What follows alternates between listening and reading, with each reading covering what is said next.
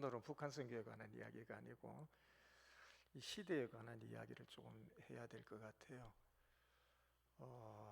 지금 사실 하나님은 우리를 굉장히 선별해서 귀하게 만들으셨다는 것은 분명하잖아요. 그래서 내가 내 자신을 향하여 난 참 존귀한 사람이다라고 충분히 할 수 있거든요. 그 이유가 성경에 몇 가지 나와 있는데 그 중에 하나가 뭐냐면은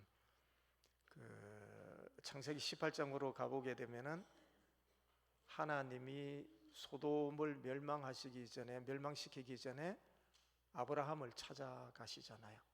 아브라함에게 소돔을 내가 멸망시킬 거야 라고 했을 때에 아브라함이 하나님과 대화하는 과정에 그곳에 의인 50명만 있으면 어떻게 하실랍니까? 그래 50명만 있으면 멸망시키지 않겠다. 근데 사실 50명이 없으니까 40명이 있으면 30명이 있으면 20명, 10명까지 내려가잖아, 그죠? 근데 저는 이제 거기서 무엇을 느꼈느냐 하면은 소돔을 멸망시킬 수밖에 없도록 악이 가득 찬 곳이고 악한 곳인데도 불구하고 하나님의 사람 10사람만 있으면은 살려놓겠다는 뜻 아니에요. 그러니까 그 10사람만 있으면은 뭔가가 되는 거예요. 엄청난 일이잖아요. 예수님 시대로 돌아와 보면 마태복음 5장에 뭐라고 되어 있느냐면은 소금이 됐으면 좋겠다 이런 말씀을 던지시잖아요. 근데 사실 바닷물이 썩지 아니하는 이유가 소금이 몇 프로 있는 거죠? 3%인가요? 예. 실제로 몇 프로 안 들어가 있는데 그 조금만 들어가 있어도 부패하지 아니한다고 하면은 하나님의 사람이 공동체라든지 교회라든지 사회 안에 있다고 한다면은 그들로 인하여서 그 사회는 무너지거나 멸망하거나 부패하지 않을 거다라고 하는 것을 우리는 알 수가 있잖아요. 그러니까 예수님이 이제 그러한 것을 통하여서 일하신 것 같아요. 이제 가만히 보면 예수님께서 하셨던 방법들이 있잖아요. 그게 사실 2000년의 세월이 흐르긴 했습니다만은 전 세계에 기독교가 퍼져 있는 거 보면은 시작할 때는 몇 명이었습니까? 12명이잖아요. 충분히 예수님을 따르는 무리들이 많았음에도 불구하고 모두를 다 제자로 삼지 아니하고 그냥 12명만 선택해서 일하신 거잖아요. 예수님이 왜 그렇게 하셨을까 했을 때에 충분한 거예요. 12명만 작아도 된다고 하는 거죠. 그러니까 소금물 3%만 있으면 부패하지 않는 것처럼 충분하게 역할을 할 수 있다. 그러면은 제가 생각할 때는 이 한국 교회가 부패하지 아니하고 한국 교회가 힘을 얻을 수 있는 것 중에 하나는 이 새성교회 성도 여러분들만이라도 정말 하나님의 사람이 되어져 있다고 한다면은 한국 사회 충분히 건져낼 수 있지 않을까라는 생각을 한번 해보는 거예요. 근데 이제 사실 자신은 좀 없기는 해요. 왜냐하면은 제가 동유럽에 강의를 좀 가야 될 일이 있었어요. 그래서 이제 폴란드에 강의를 하고 정말 가고 싶었던 곳이 어디냐면은 아우슈비츠라는 곳입니다.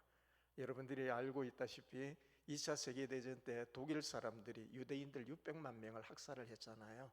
그런데 학살 현장이 아우슈비츠, 물론 이제 몇 군데가 있습니다. 수용소가 몇 군데 있는데 그 중에 가장 악독했던 곳이 아우슈비츠거든요.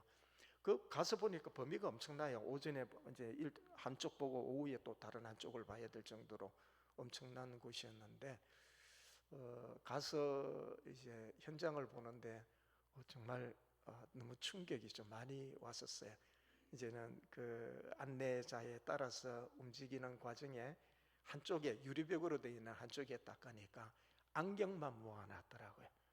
유대인들 안경 낀 사람들 가스실에 들여보내기 전에 안경을 다 벗어가지고 한쪽에 모아놨는데 산더미 같아요.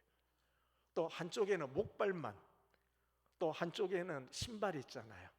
신발만 모아놓고 이제 이런 것들이 눈에 보였는데 제가 사진을 찍다가 이제 자료를 삼으려고 사진을 찍다가 그만둬 버렸어요. 너무 힘이 들었어요. 이거 굳이 내가 이거를 가지고 내가 소장해야 될 것인가, 내가 강의할 때 이거를 굳이 보일 필요가 있겠는가 할 정도로 엄청난 거예요. 그리고 가스실 현장을 가보았어요. 가스실 현장을 가보면서 여기서 이제는 그래 수많은 사람들이 죽어갔던 것들을 떠올릴 수밖에 없었던 거였는데, 이제 아우슈비츠보다 조금 규모가 작지만은 거의 같은 곳이 독일 안에 수용소가 또 있거든요. 그래서 이제 독일 안에 그 수용소를 가보았어요. 근데 이제 거기는 이제 아우슈비츠하고 조금 다른 게 많은 사람들에게 홍보하기 위하여 그때 일어났던 현장들을 사진화해 놓고 그 옆에 설명까지 좀 붙여 놓았는데, 한 곳에 가서 제가 멈추었었던 것이 그때의 독일군 장교가 쓴 일기를 한 페이지씩 스크린에 갖고 붙여 놓았더라고요. 그리고 그 옆에 다행히 이제는 번역을, 제가 독일어를 모르니까 이제는 번역을 해놓은 것을 읽게 됐는데, 뭐라고 되어 있었느냐 하면은 그 독일군 장교가 생각했던 거는 유대인들은 바퀴벌레다, 덜쥐라고 적어놨더라고요. 만약 사람으로 보였다면 결코 그렇게 하지는 않았을 것 같아요. 뭐로 보았느냐 하면 짐승으로 보았던 거예요. 짐승보다도 못한 벌레로 보았기 때문에 그렇게 죽일 수 있었다라고 하는 거예요. 저는 이제 거기서 좀 더 충격받은 것이 뭐냐면은, 사실 독일의 그 현장이 있는 가까운 곳이 어디냐면은 루트가 종교개혁을 이뤘던 장소예요. 비텐베르크가 있거든요.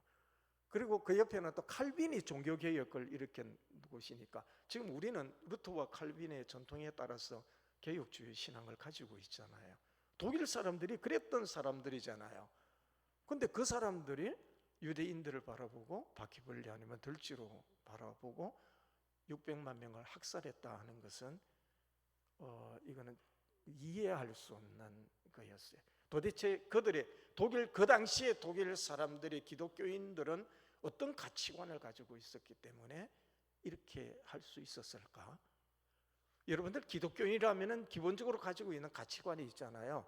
그게 뭐냐면 평화, 사랑, 화해, 회개, 겸손, 온유, 이런 거잖아요.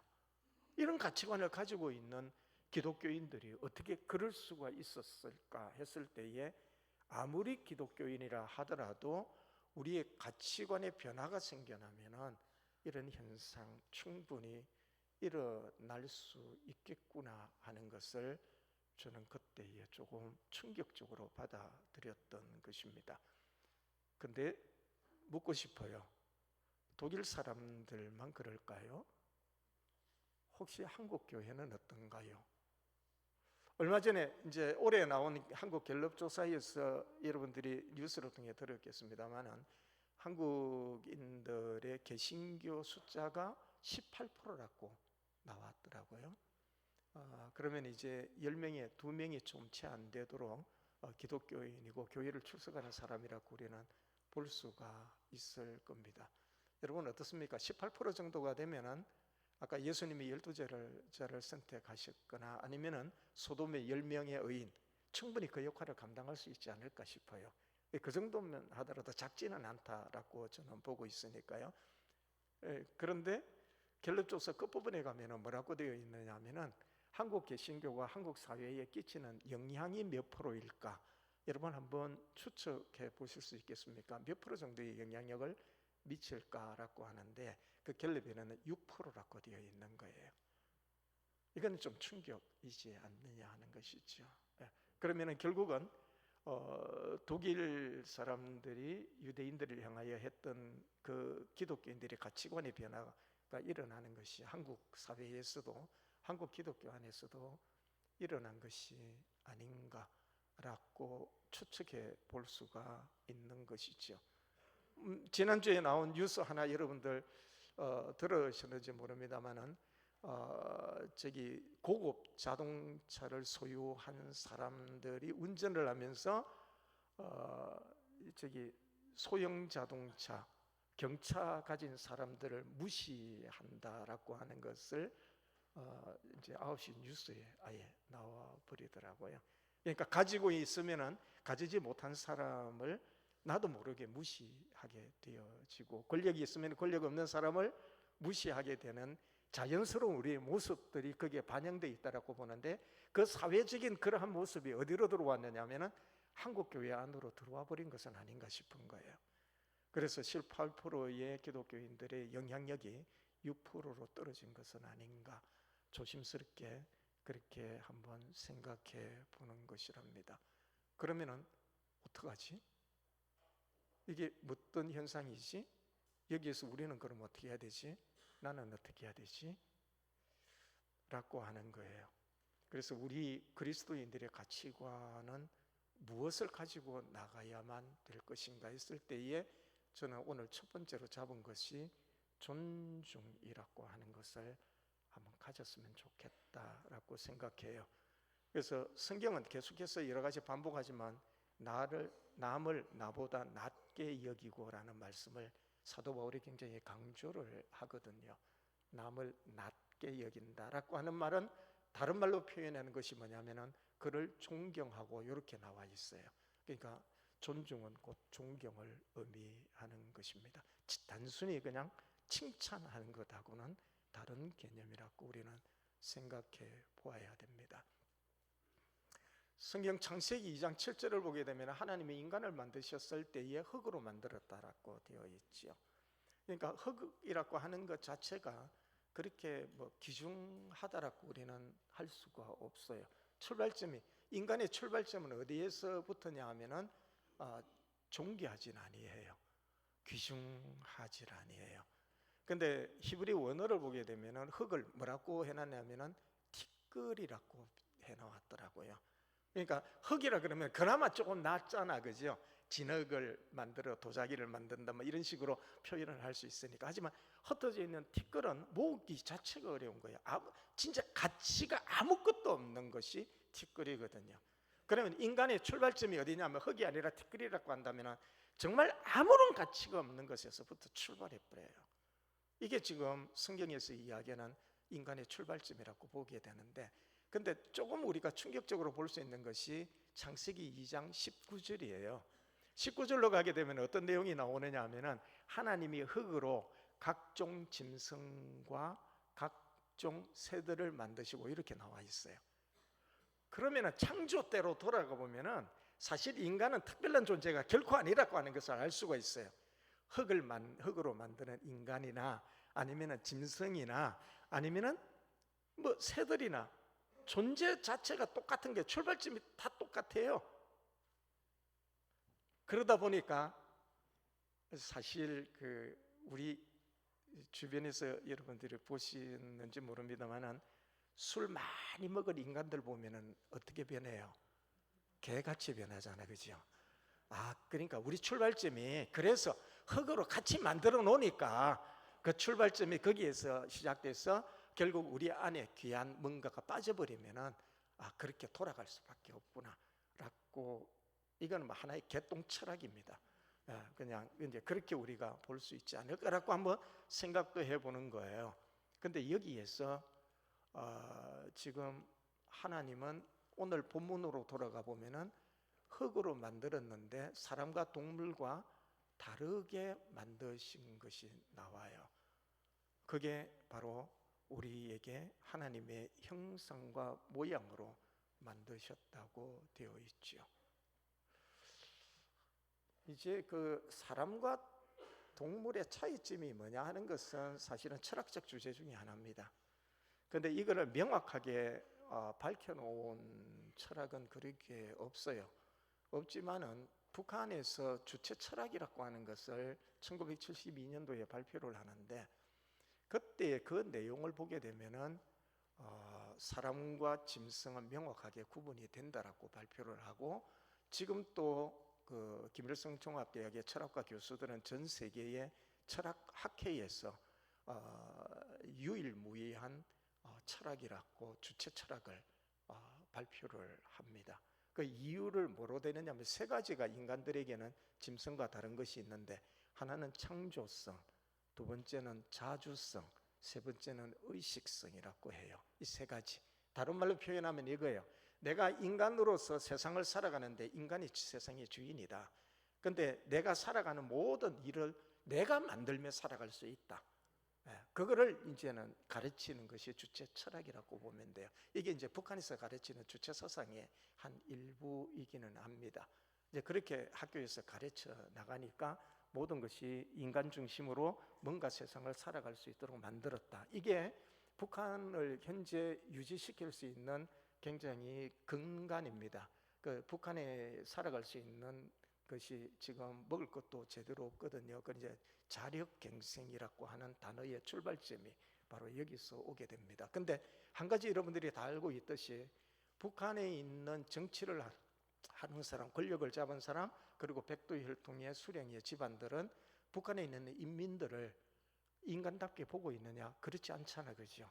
어떻게 보느냐면 짐승도 못하게 보고 있거든요. 어찌 보면은 독일 사람들이 유대인들을 학살할 때에 가졌던 그 유대인들이 바퀴벌레나 들쥐처럼 보였던 것처럼 북한에서는 지금 인민들을, 그러니까 북한 주민들을 그렇게 보고 있다라고 보시면 돼요. 왜 그럴까? 이게 바로 세상이기 때문에 그래요. 세상은 충분하게 언제나 우리에게 있어서 출발 자체가 그러한 의식을 가지고 있는 거죠. 이게 비인간화라고 이야기를 합니다. 하지만 성경은 그렇게 말하지 않더라라고 하는 거예요. 성경의 출발점은 아무리 흙으로 만들었다 하더라도 우리 안에 하나님의 형상이 있더라라고 하는 거예요. 그래서 이제 우리가 보아야 될 것이 뭐냐면은 정말 내 옆에 앉은 분 있잖아요. 그분이 하나님의 형상을 가진 자라고 본다 하면은 대하는 것이 조금 달라질 수 있겠지요. 저는 아무래도 북한을 연구하는 사람이니까 탈북자들을 굉장히 많이 만나게 됩니다. 얼마 전에 이제는 교수 세 사람이 쓴 책 하나가 통합 목회의 샘물결이라는 책을 썼는데, 그때 제가 담당했던 부분이 교회를 다니다가 교회를 떠난 사람들, 탈북자들을 만나서 왜 교회를 떠났는지에 대한 연구조사하는 것이 제 담당이었습니다. 그래서 참 많은 사람들을 만나보았는데 교회를 떠난 이유가 제가 생각했던 것하고 조금 많이 달랐어요. 여러분들도 한번 추측해 보실렵니까? 북한에서 남한으로 들어와 남한에 정착하면서 살아가는 사람들을 탈북민이라고 부르는데, 이 탈북민들이 대다수가 교회를 출석했거든요. 그런데 3년 안에 교회를 거의 다 떠나버립니다. 떠나는 이유가 뭘까를 한번 추측해 보시라는 거예요. 그 첫 번이 뭐냐 하면은 교회 안에서 나는 2등 국민이었습니다 라고 이야기를 해요. 말도 안 되는 소리죠. 그 다음에 두 번째는 뭐라고 했느냐 하면은 나는 교회 안에서 거지 취급받았습니다. 이것도 말도 안 돼요. 세 번째, 나는 교회에 가면 늘 학생이었습니다. 가르침을 받는 사람일 뿐이었습니다. 다시 말하면 나하고 대화할 사람, 마음문을 열어놓고 대화할 친구는 아무도 없고 늘 남한 사람들은 자기를 가르치기만 하더래요. 이런 식으로 이야기를 하는데 제가 그들에게 물었어요. 우리는 당신들을 정말 사랑으로 대했습니다. 우리 가진 거 다 내어놓고 당신들에게 어떻게 하든지 남한에 정착하며 살아갈 수 있도록 최선을 다했는데 왜 이렇게 느꼈습니까? 라고 질문했을 때에 가장 크게 많이 이야기한 것이 뭐냐면 이거예요.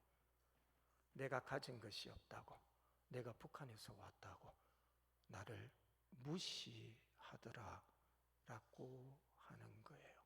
우리는 그렇게 대한 적이 없는데 그들은 그렇게 느껴버리고 말았던 것입니다. 왜 이런 현상이 일어났을까요? 이런 현상이 일어난 이유가 뭘까? 곰곰이 생각해 볼 수밖에 없었어요. 그런데 2000년 전에 이미 예수님 부활 승천하시고 난 이후에 초대교회 안에서 이런 문제 때문에 고민을 좀 하고 있었더라고요. 그래서 성경 야고보서 2장 1절로 돌아가서 보면은 이런 내용이 적혀 있습니다. 제가 읽어보도록 하겠습니다. 내 형제들아, 영광의 주 곧 우리 주 예수 그리스도에 대한 믿음을 너희가 가졌으니 사람을 차별하여 대하지 말라. 만일 너희 회당에 금가락지를 끼고 아름다운 옷을 입은 사람이 들어오고 또 남루한 옷을 입은 가난한 사람이 들어올 때에 너희가 아름다운 옷을 입은 자를 눈여겨보고 말하되 여기 좋은 자리에 앉으소서 하고 또 가난한 자들에게 말하되 너는 거기 서 있든지 내 발등상 아래에 앉으라 하면 너희끼리 서로 차별하며 악한 생각으로 판단하는 자가 되는 것이 아니냐. 2000년 전에 이미 초대교회가 이런 고민을 가지고 있었던 것이 오늘날 한국교회 안에서도 똑같은 일이 벌어지고 말더라라고 하는 것이에요. 왜 이런 현상이 일어났죠?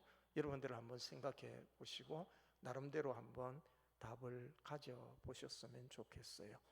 왜 이런 현상이 일어날까? 내 마음은 안 그렇잖아요. 내가 그리스도를 영접하고 난 이후에 나는 그리스도인으로서의 살아가는 가치관이 있잖아요. 그런데 왜 이게 바뀌었을까라고 하는 것이에요.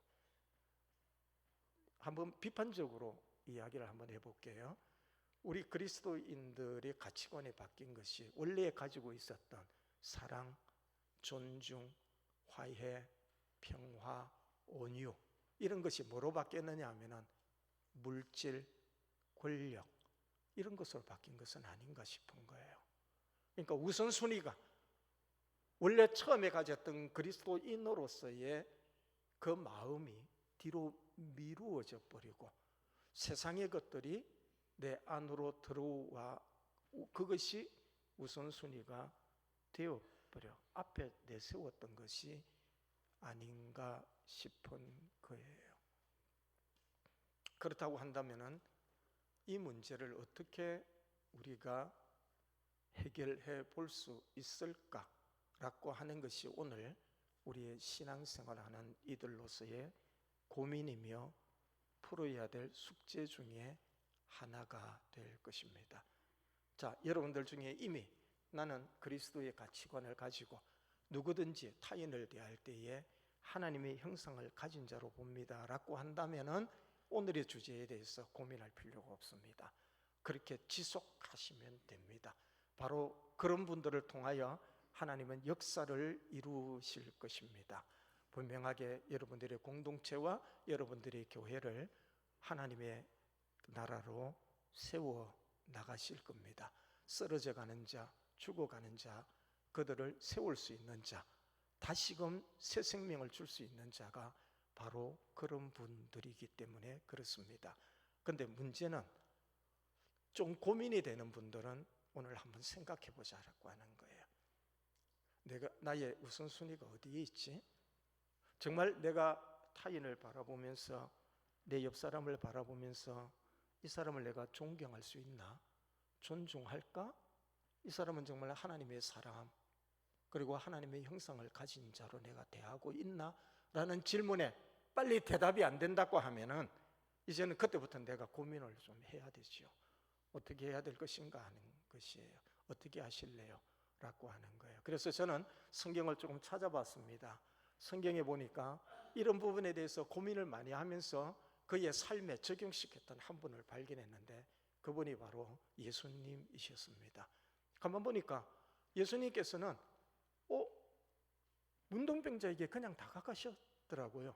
문둥병이라는 외형을 보시질 않으셨던 것 같아요. 여러분 문둥병 걸린 사람 만나보셨어요? 혹시 그런 마을에 가보셨어요? 그런 분들하고 악수하고 식사 한번 해보셨어요? 저는 했거든요. 사실은 김해에 있는 문둥병 마을에 가서 복음을 전할 때입니다. 그때 제가 이제는 대학을 졸업하고 난 다음이니까 이제 어느 정도 성인이 된 상황인데 가가지고 그때의 복음을 전하고 났더니 그 대다수가 기독교인들입니다. 그때 장로님 한 분이 자기 집으로 가자 해서 초청을 해서 갔었습니다. 가서 그쪽에는 주로 양계를 하니까 삶은 계란을 내어놓고 까주겠다고 하면서 하는데 못 볼 걸 본 거예요. 손가락이 없더라고요, 이분이. 그러니까 문둥병의 환자니까요. 낫기는 했습니다만 손가락 없는 손으로서 계란을 까서 저에게 주는데 그때에 먹어야 되나 말아야 되냐는 기로에 서버리더라고요. 여러분들은 다 드셨을 겁니다만은 부끄럽게도 저는 망설일 수밖에 없었어요. 그 모습을 안 봤으면 먹었을 것 같은데 그 모습을 보고 먹기가 쉽지 않더라고요. 외형이 우리의 행동을, 우리의 사고를 지배해버리고 말았어요. 그 모습이지요. 사실 우리는 그렇게 살아갈 수밖에 없나 봐요. 그 모습이 돈이 없는 사람 눈에 보이잖아, 그죠? 자연스럽게 그들을 무시하면서 갈 수밖에 없지요. 또 많이 배우지 못한 사람들, 학력이 짧은 사람들을 향한 무시도 자연스럽게 내 안에 나올 수밖에 없을 겁니다.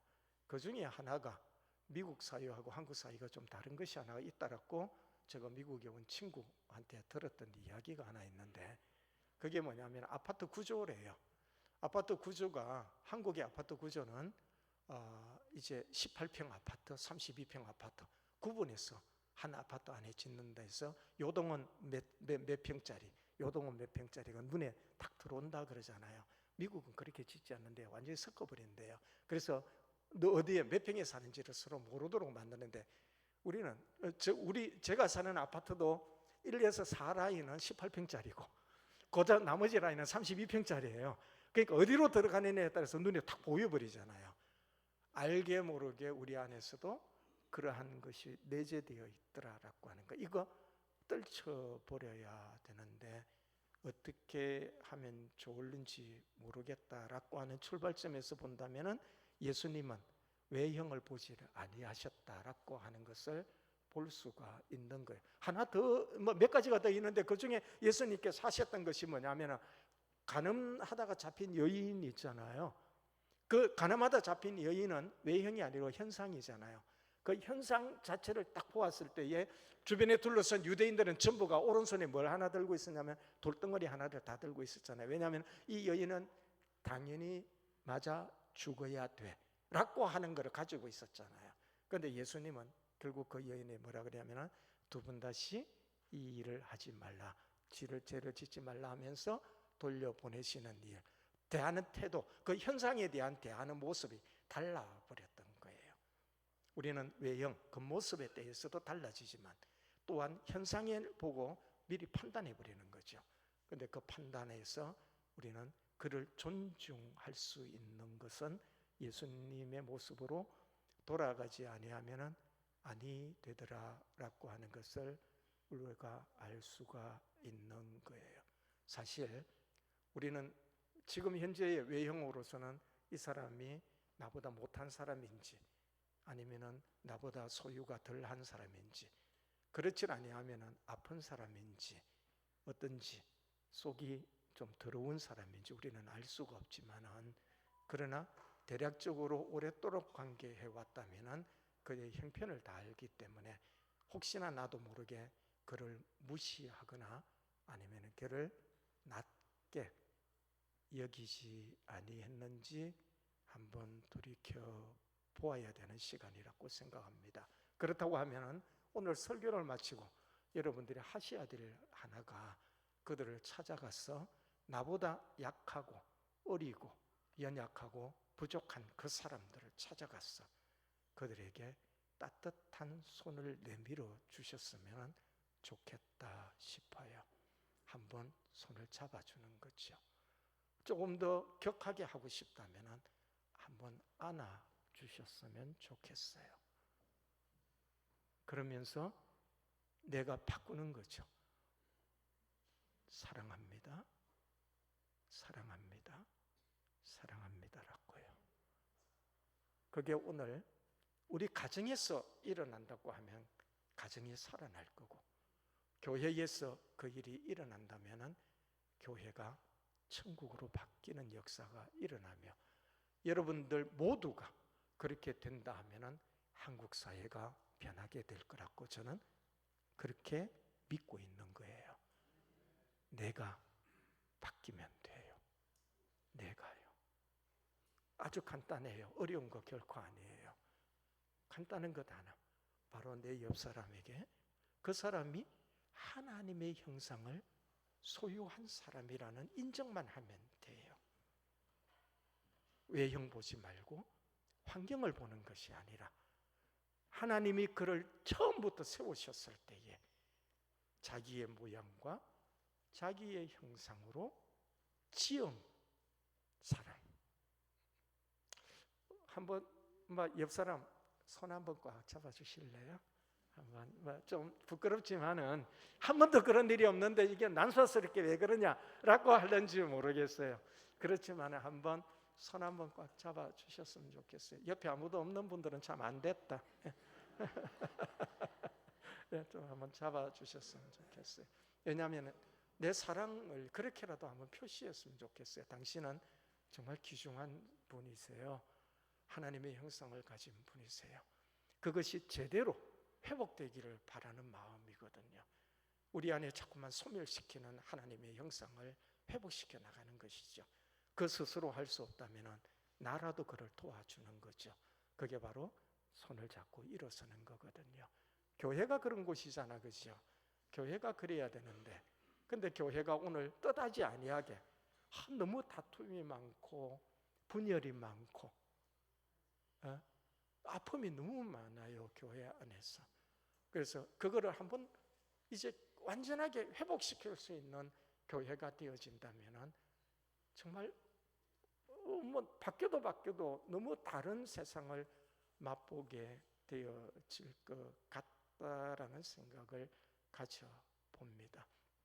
그래서 누구를 만나든지 간에 탈북자를 만나든지 거지를 만나든지 아니면 실패한 사람을 만나든지 간에 그 겉모습 현상을 뛰어넘어 그 안에 있는 하나님의 모습을 발견하고 그에게 다가가서 내가 믿는 예수 그리스도와 당신이 믿는 그리스도가 같으니 우리는 한 형제요 자매요 우리 안에 한 가족임을 알고 같이 걸어갈 수 있도록 손잡고 같이 걸어갈 수 있는 저와 여러분들이 되어지기를 축복합니다. 기도하겠습니다. 고맙습니다. 하나님, 오늘의 말씀이 실천되어지는 교회 우리들 되게 축복하옵소서. 예수님의 이름으로 기도드립니다. 아멘.